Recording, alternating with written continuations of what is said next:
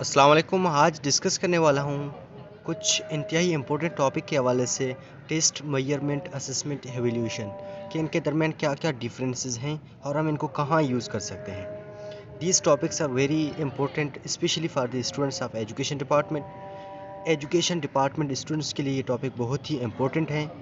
हर subject में यही चीज़ें पढ़ाए जाते हैं कि टेस्ट, मेजरमेंट, असेसमेंट, एवोल्यूशन इनके दरमियान क्या क्या फ़र्क होते हैं। सबसे पहले हमें ये पता होना चाहिए कि ये जो 4 टॉपिक्स यहाँ पे मैं डिस्कस करने वाला हूँ इनको हम टेस्टिंग एलिमेंट्स भी कह सकते हैं।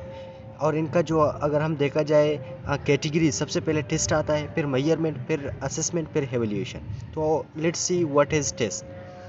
The set of questions. Test हम कहते हैं सेट ऑफ क्वेश्चंस। जिस तरह हमारे टीचर्स हमारे पेपर लेते हैं यूनिवर्सिटी लेवल का, अगर देखा जाए तो सेमेस्टर में मिड होता है, फिर फाइनल। वहाँ पे कुछ क्वेश्चंस होते हैं मिड में और कुछ क्वेश्चंस होते हैं फाइनल, वो हमारा टेस्ट होता है।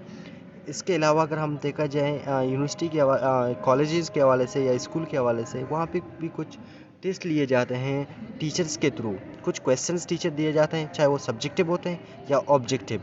सब्जेक्टिव मींस वहाँ पे हमें कुछ लिखना होता है, ऑब्जेक्टिव मींस वहाँ हम कुछ नहीं लिख सकते, बल्कि वहाँ पे ऑब्जेक्टिव दिए हुए हैं या कि चॉइस दिए हुए हैं, हमें पुट करना होता है। तो इसके बाद जो होता है मेजरमेंट, कि मेजरमेंट होता क्या है। Quantitative description of students performance. जब टीचर टेस्ट लेता है, टेस्ट लेने के बाद टीचर क्या करता है, पेपर चेक करने के बाद हमें ग्रेडिंग देता है मार्क्स के फॉर्म में, क्वांटिटेटिव नंबरिकल के फॉर्म में। तो जब हमें टीचर्स मार्क्स देते हैं, जैसे कि 100 में से 80, 100 में से 70, जो हमारी परफॉर्मेंस होगी उसी हिसाब से टीचर हमें मार्क्स देंगे। यही हमारा मेजरमेंट होगा मार्क्स के बेस पे, मींस क्वांटिटेटिव डिस्क्रिप्शन होगा, वो होगा हमारा मेजरमेंट। तो इसमें नंबरिंग फॉर्म आते हैं, जैसे कि 50 में से 25, इसी तरह। तो नेक्स्ट जो है कि व्हाट इज़ असेसमेंट। टेस्ट हो गया, मेजरमेंट हो गया, अब assessment. Process of gathering information to understand the goodness and weakness of students performance.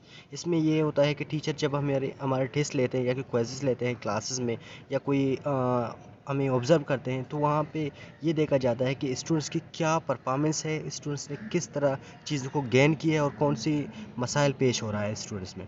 तो यही चीज़ें जो हैं हमारी असेसमेंट होती हैं। ये ऑनगोइंग प्रोसेस होता है, ये क्लासरूम के अंदर भी लिया जा सकता है।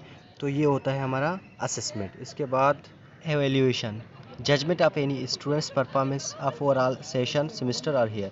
इसमें ये होता है कि ओवरऑल जजमेंट की जाती है, बल्कि ऑनगोइंग प्रोसेस नहीं होता है।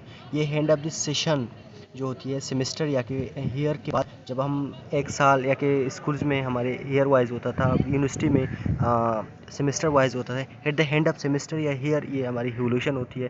ये लास्ट प्रोसेस होता है। Test, measurement, assessment and evolution. Evolution जो होती है हमारी लास्ट ब्रॉड टर्म होता है।